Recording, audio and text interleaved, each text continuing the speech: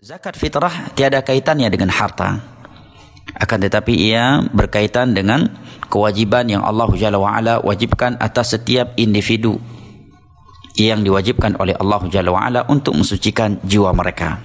Bukan seperti zakat yang lainnya yang berkaitan dengan harta untuk mensucikannya.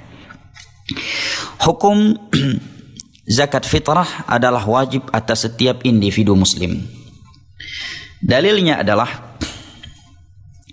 hadis Abdullah bin Umar radhiyallahu anhuma yang diriwayatkan oleh Al-Imam Al-Bukhari di nomor hadis 1503 dan Al-Imam Muslim pada nomor 984. Beliau menyatakan faradha Rasulullah sallallahu alaihi wasallam sadaqatal fitri min Ramadan sa'an min tamrin aw sa'an min sya'irin 'ala al-'abdi wal hurr والذكر والأنثى والصغير والكبير من المسلمين. Rasulullah sallallahu alaihi wasallam telah mewajibkan sedekah fitrah, zakat fitr dari bulan Ramadan 1 sa' dari kurma atau 1 sa' dari syair gandum atas setiap budak sahaya, orang merdeka, lelaki, wanita yang kecil dan yang besar dari kalangan kaum muslimin.